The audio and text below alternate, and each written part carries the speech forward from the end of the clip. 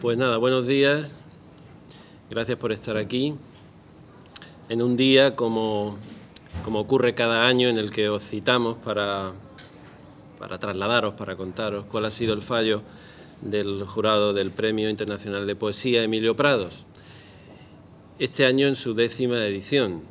Y eso es un tema que no me gustaría dejar de lado sin remarcar de manera inicial, porque me parece que esa cifra es una cifra quizás que marca, más allá de lo numérico, marca un umbral, marca una especie de horizonte o límite en el cual se puede hablar, obviamente, ya de consolidación y mucho más, si cabe, de prestigio. Porque hay que reconocer que este premio, que sabéis que se convoca para autores de cualquier nacionalidad, pero que sus textos tienen que estar en castellano, ser inéditos y además que tengan una condición, los autores, muy concreta y específica, que sean menores de 35 años, eso le da una personalidad muy concreta a este premio, el premio Emilio Prados, porque creo, no porque lo pensemos nosotros, sino porque creo que es un sentir general, que este es el premio de poesía joven por excelencia, el que quizás todos los jóvenes poetas desean ganar. Y ello fundamentalmente porque el premio ha alcanzado un importante prestigio. En base, yo me limitaría a comentar en base a 3 razones fundamentales. Una de ellas, a la nómina de esos jóvenes poetas que ya lo han ganado y que bueno, han visto de alguna manera impulsada y también en cierto modo relanzada su trayectoria, su carrera profesional en el sentido de la construcción poética a partir de recibir este premio. Y no me gustaría dejar de citar a los que ya así lo han obtenido en años anteriores, desde Alexis Díaz Pimienta en el año 2000, que fue el primer ganador, pasando por Carlos Pardo, Antonio Manilla, Josep María Rodríguez, Andrés Navarro, Camilo de Orí, que lo ganó en el año 2005, Isidro Hernández, Juan Manuel Romero o Rafael Espejo, que está hoy aquí con nosotros también como parte del jurado al que ahora me referiré, que fue el autor que ganó el año 2008 este premio con un estupendo trabajo que fue Nos han dejado solos. Pero aparte del prestigio que le aportan ya los nombres propios importantes y cada vez más en mayúsculas de estos jóvenes creadores, de estos jóvenes poetas, creo que quienes también les dan el premio pues son personas de mucho prestigio que conforman un jurado realmente importante.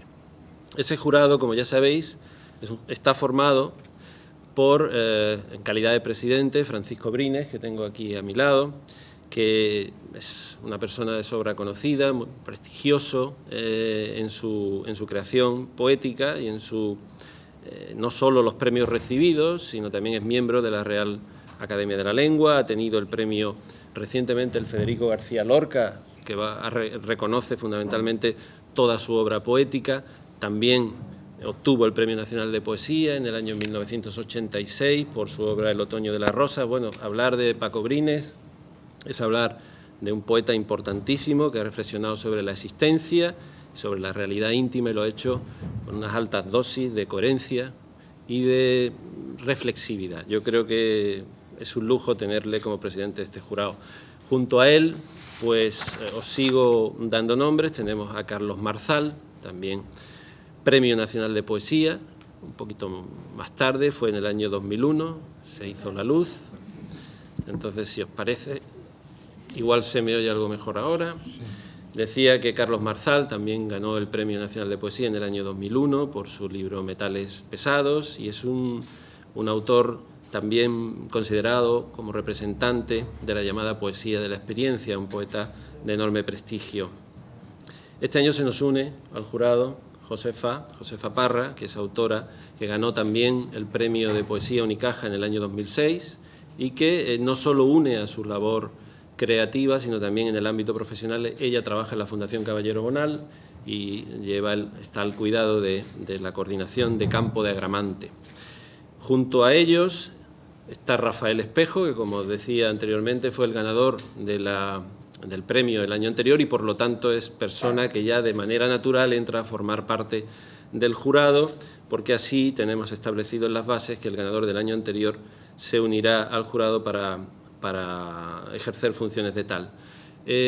Además, Este jurado lo forman 2 personas del Centro Cultural de la Generación del 27, que, como es lógico suponer, dada la importancia y el protagonismo que el Centro Cultural tiene en el campo de la poesía y es el impulsor de este premio, pues 2 miembros de ese Centro Cultural forman parte del jurado. En este caso son su directora, Aurora Luque, y el coordinador de actividades del Centro Cultural, José Antonio Mesa Toré. Y se nos une un miembro del jurado más, que lo he dejado para el final, no solo porque sea un jurado un poco particular en la medida que tiene voz, pero no voto, sino porque Manuel Borrás, ya sabéis, es el editor de Pretextos. Y ese es otro de los elementos, el tercer factor junto a los nombres de la nómina de ganadores y a los miembros del jurado. La edición de este premio de poesía en Pretextos es el tercer factor que hace que este premio tenga una importancia, un relieve, pues yo creo que notabilísimo en el panorama de los premios de poesía en nuestro país.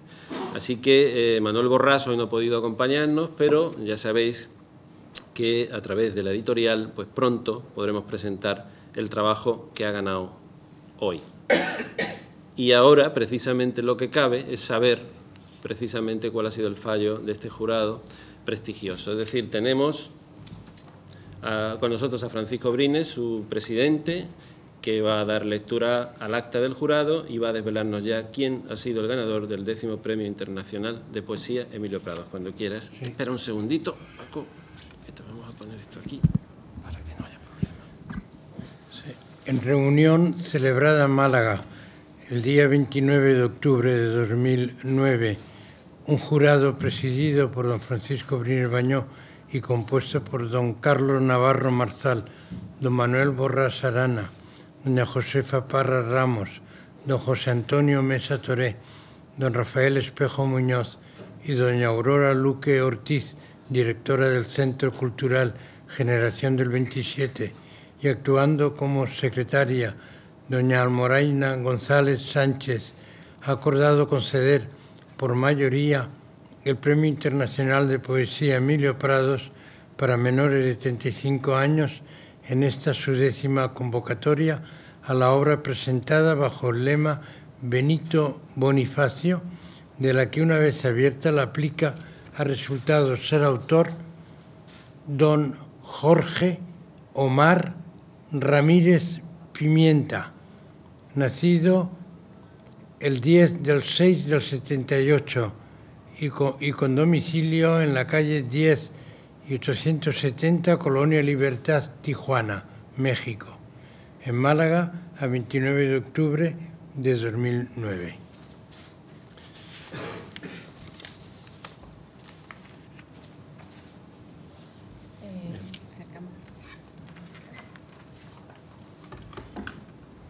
Voy a dar unos datos sobre el autor premiado.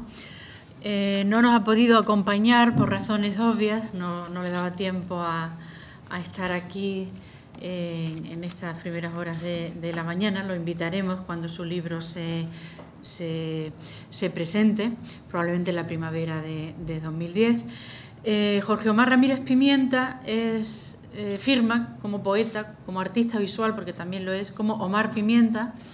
Como ha dicho Francisco Brines, es natural de Tijuana, México.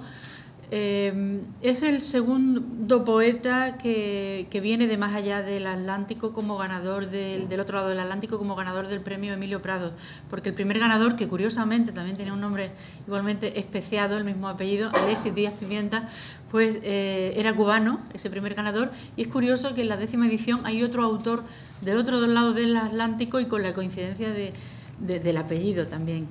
Es un artista polifacético. En la actualidad cursa estudios de una maestría en artes visuales en la Universidad de California, en San Diego. Reparte su tiempo entre Tijuana y San Diego. Vive en la Colonia Libertad, que da nombre yo creo que tiene que ver con, lo preguntaremos también cuando lo tengamos aquí, con el título de uno de sus libros, que se llama La libertad, ciudad de paso, y otro de sus libros se titula Primera persona, ella. Tiene uno de estos libros publicados en España, en Huelva, en Aullido Libros, en el año 2008 se publicó una edición de La libertad ciudad de paso que se había publicado por primera vez en el año 2006. Y él se define, es curioso, se define como herrero de oficio y jugador de básquetbol en decadencia. O sea que vemos que su carácter polifacético abarca, va más allá de las disciplinas artísticas. Si quieren ver sus trabajos como artista visual y literario con más detalle, hay bastantes datos de él en su web, que es omarpimienta.com, y también desde el año 2002 hay datos sobre sus distintas facetas en un blog que lleva también con el mismo nombre, omarpimienta.blogspot.com. Y nada más, del libro en concreto nos va a hablar Josefa Parra, que defenderá el por qué se ha llegado hasta la última ronda y por qué ha conseguido el premio Emilio Prados en su 10ª convocatoria. El título del libro es Escribo desde aquí.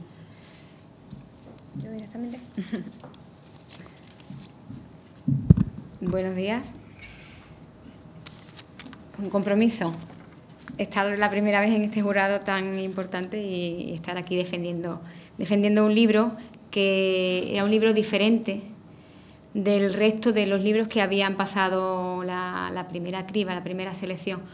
Un libro que hablaba de desgracias, que habla de desgracia, de pobreza, de desencanto, de exilio, de hambre, tejiéndose con las vidas de los protagonistas, del propio autor, que es protagonista y a la vez es observador de esa desgracia, con la vida de su familia, una especie de álbum de fotos del que dijo muy acertadamente nuestro presidente Francisco Brines que tenía algo que ver también con ese autobiografismo de La casa encendida de Luis Rosales, pero desde un punto de vista más objetivo, más desde fuera del fotógrafo. Es un libro que me ha parecido muy natural, con muy poco o con ningún teatro, con ningún sentimentalismo. Un libro que parte desde el prosaísmo o más bien yo diría desde la narratividad, pero que se va trufando con destellos que son los que llegan a la epidermis y los que te hacen emocionarte y conmocionarte, creo yo.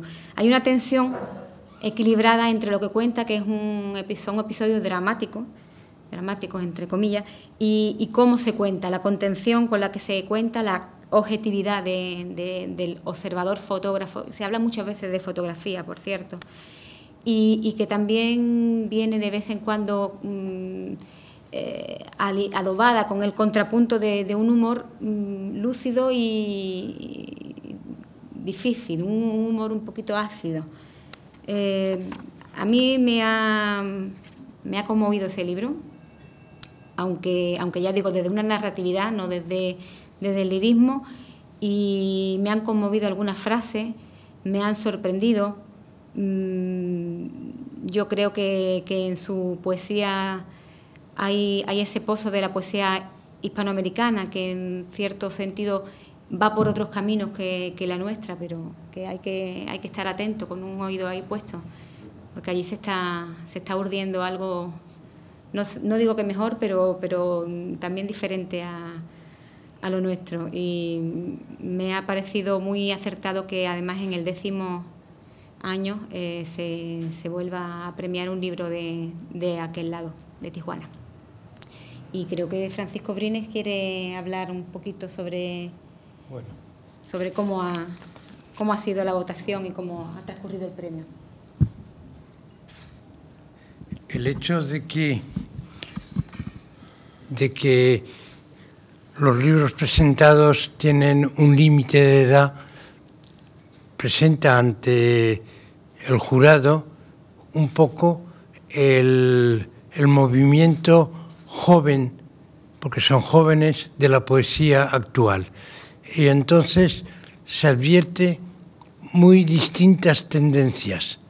No hay una dictadura, aunque sean esas dictaduras no explícitas como suele haber en todas las épocas, sino que se puede presentar y por lo tanto tiene lectores unas y otras tendencias, aunque sí hay, como siempre, una dominante, que no ha nacido ahora, sino que ya lleva varios años, pero que ahora está cumpliendo la masa de seguidores, porque siempre en la poesía hay muchos poetas que siguen los caminos abiertos por otros, e incluso los pueden superar, pero que se hace dominante.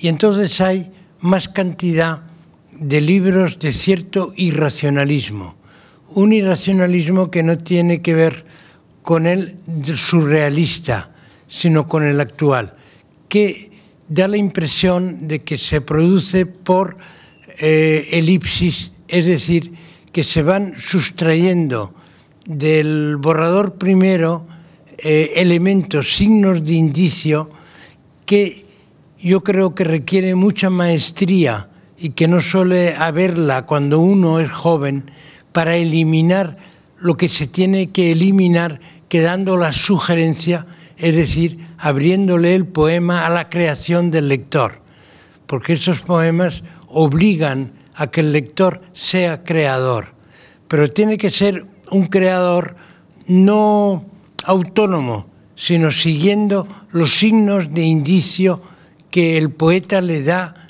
en el texto, para lo cual el poeta tiene que desdoblarse en lector, porque él sí que conoce el poema en bruto, pero el lector, cuando se lo quitan, no. Tiene que haber el signo de indicio para recoger la emoción de la sugerencia. Y por lo tanto, por la juventud de los que escriben, puede resultar un irracionalismo a veces que no sugiere, que no emociona, y solo los más afinados lo logran. Quiero decir con esto el peligro que hay o que puede haber. Yo hablo también desde mi edad, un poco alejadísima, desgraciadamente, de los que se presentan y de los que escriben desde esa tesitura. Esto me ha llamado la atención, porque son los libros que han llegado seleccionados más numerosos, pero también ha habido algún libro dentro de la tradición narrativa de la poesía con emoción personal, porque eso es difícil. De igual manera que en la generación del 27 se captaba la vanguardia europea y se adaptaba al castellano, y a la vez los mismos autores hacían esta incursión en la novedad también de signo irracionalista, como ocurre con el surrealismo, y hacían al mismo tiempo una cosa muy difícil, que era darle personalidad, los que lo conseguían, al soneto, que es una composición de siempre, pero que en cada época ha tenido unos matices diferentes, una personalidad distinta. Alcanzar esa personalidad en un cuerpo tan abundante como es el soneto tiene tanta dificultad o más que traer la novedad y aplicarla, porque la novedad como tal te permite el barullo. Y ya digo que cuando uno es joven hay entusiasmo y puede haber exceso y no desdoblarse al escribir en el lector que tiene que leer.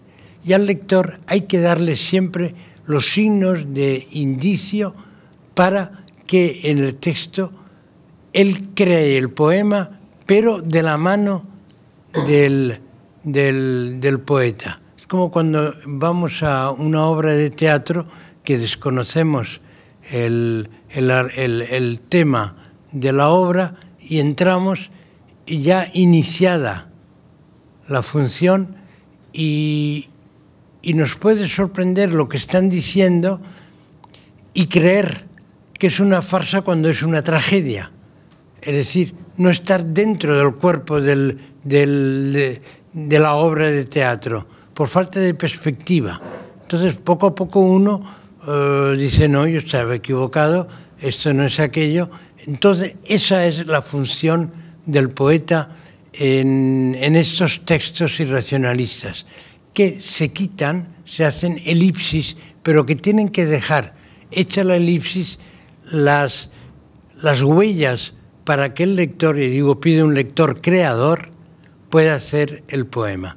Esto es a mí lo que más me ha sorprendido, porque yo estoy alejado por edad generacional de esta poesía irracionalista por elipsis.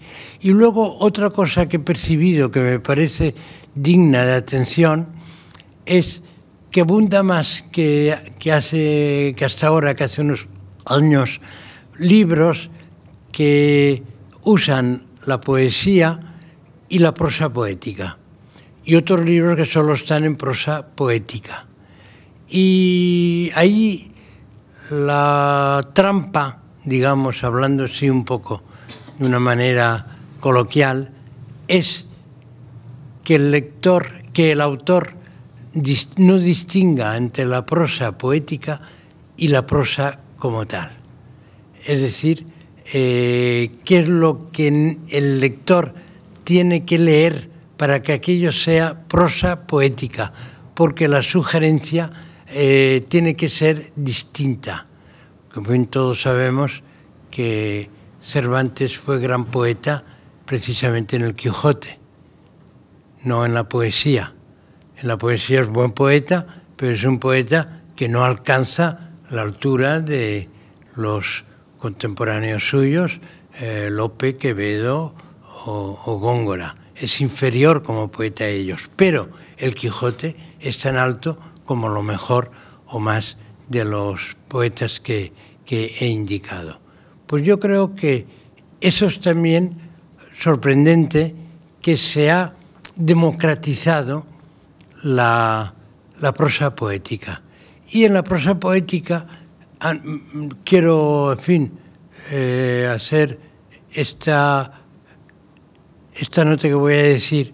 El gran poeta, porque el Garcilaso del siglo XX y XXI es Juan Ramón Jiménez, es el gran poeta, es el Garcilaso de toda nuestra época, es también el gran prosista lírico, el creador de la prosa lírica en castellano, con una variedad extraordinaria, porque si hay una mente y un escritor verdaderamente que parece más tradicional que otros y es más revolucionario, es Juan Ramón Jiménez, que también aquí, en la parte poética, está influyendo el último Juan Ramón, el Juan Ramón que escribe su obra en el exilio en América y que es el que está grávidamente presionando sobre la poesía más joven y arrastra otros poetas de tipo visionario, como por ejemplo, pues también un poeta muy estimado por los jóvenes de mi generación, quizá el que más ahora, que es Claudio Rodríguez. Y o sea que esto lleva una línea que falta tiempo un poco para verla con más claridad, pero que yo me he atrevido un poco a enumerar, a atisbar cosas que en la lectura de estos libros pues he notado. Muy bien. Si tenéis alguna pregunta. Sí, a mí me gustaría preguntar, hablaba José antes del libro ganador, en el caso del libro ganador, de ese desencanto, esa falta de la pobreza, el hambre y todo eso. No sé si eso es normal en las obras que se han presentado o no, en gente tan joven. No, precisamente yo creo que eso es lo que a mí en concreto me ha sorprendido de este libro, que trata un tema que no es... Por supuesto que los jóvenes también tienen su parte de desencanto algunas veces y hay poemas sobre ese tema, pero este desencanto del exilio, de una vida complicada, es muy autobiográfico el libro. Bueno, lo hemos descubierto que es autobiográfico una vez que hemos abierto la plica, que hemos visto que de verdad era mexicano, porque también podía haber sucedido que fuese un acto ficcional. La poesía también es vamos a decir una frase tan de la poesía de la experiencia, eso de que la poesía también es un género de ficción, no siempre. En este caso hemos visto que se adivina algo de autobiografismo, porque realmente es una persona nacida en México, que ha tenido que vivir a caballo entre su país y Estados Unidos, y en fin, ahí hay esos rasgos familiares. No tanto es lo que él ha sentido, sino lo que ha sentido su familia, y él observa desde fuera. Es también otra de las características que a mí me ha gustado del libro, que él se coloca dentro y fuera a la vez. Está como desde un objetivo, está tomando fotografías familiares para un álbum familiar, un triste álbum familiar, y él lo está sintiendo, pero a la vez está un poquito con dos pasos hacia atrás. Yo creo que esa contención es muy deseable en la literatura, pero sobre todo en la poesía. cuanto al número de obras presentadas. Iba a acotar antes un poco las palabras de Paco antes de tu pregunta, para deciros que se han presentado más de 60 títulos y han llegado de España, de ciudades como Barcelona, Madrid, Valencia, Cáceres, Granada, Vigo, La Coruña, Pamplona, Salamanca, y también en el ámbito internacional citaros que han llegado obras de Nueva York, de Argentina, de Reino Unido, de Alemania, de Seattle también en Estados Unidos, de México. En fin, creo que esto avala lo que yo decía al principio, de que es un premio muy prestigioso que despierta un enorme interés entre los jóvenes poetas. Un premio que además os quiero recordar que tiene una dotación económica de 8.000 euros. Sí, Paco. Sí, que yo pienso un poco sobre lo que se acaba de decir, que este premio, al darlo a un autor mexicano, seguramente hará que se haga más evidente su presencia en América y que se presentarán más jóvenes americanos al premio los próximos años. ¿Más cuestiones? Antes de que cada vez tiene más prestigio, en esta edición se ve ya que aumenta el número de obras presentadas a concurso respecto a otras ediciones. ¿Cómo? Pregunta por el número de obras presentadas en comparación con años anteriores. Yo no recuerdo. Si queréis le puedo contestar yo. No hay una gran diferencia. Más o menos estamos en los últimos 5 años en torno a un mismo número de obras presentadas, entre 60 y 70. Esto a lo mejor puede parecer poco, pero no es poco si tenemos en cuenta que está la limitación de edad y sobre todo pensando otra cosa.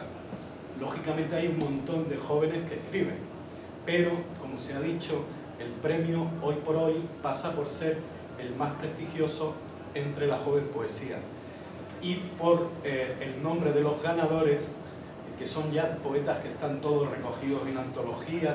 Eso hace que muchos escritores noveles no se presenten al premio, porque temen competir saben que va a haber poetas que todavía son jóvenes, pero de mucha calidad. Sí, y una también, en fin, completando un poco lo que ha dicho Mesa Toré, es que Pretextos tiene una presencia en los países americanos. O sea, que los libros de Pretextos los ve uno en Perú, como los ve en México, como en Argentina, etc. Y entonces, este es un premio que está allí presente en las librerías para los lectores. O sea, que esto favorece también la importancia del premio, el eco del premio allí en los lectores.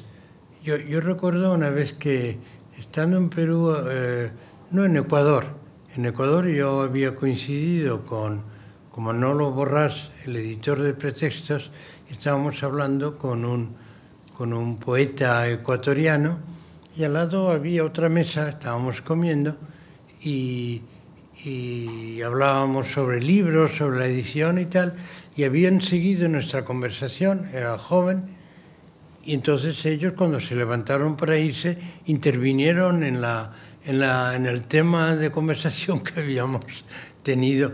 O sea, que aquello no era una mesa, sino dos. Pero era gente lectora y probablemente, porque la poesía no sirve para una sobremesa. Se habla de fútbol, pero no de poesía, ni siquiera ni siquiera cuando han comido poetas. Cuando han comido poetas se habla de chismes, pero no de poesía. Y entonces eso es rarísimo. Y aquel chico que iba con una chica, pues estaba muy enterado de todo lo que habíamos hablado. O sea que yo creo que el libro tendrá allí pues una circulación que hará que otros poetas jóvenes, porque lo que ocurre en América es que no tienen las posibilidades de publicación que se tiene aquí en España.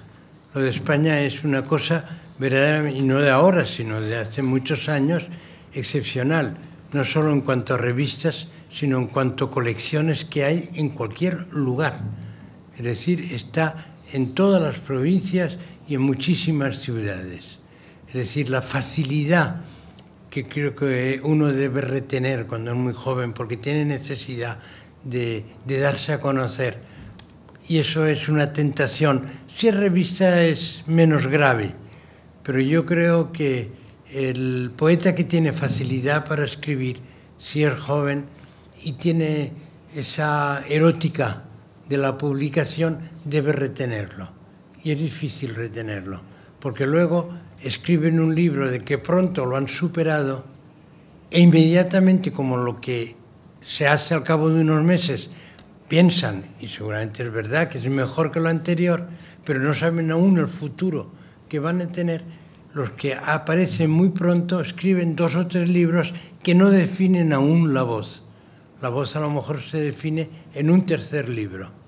Y luego cuando viene la recopilación de la obra completa, pues tienen que retirar o cambiar los poemas y viene entonces el cargo de conciencia.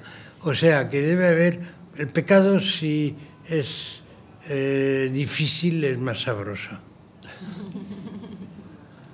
Bien, hay que retener la cosa. ¿Más preguntas? Pues entonces muchísimas gracias por vuestra presencia. Gracias.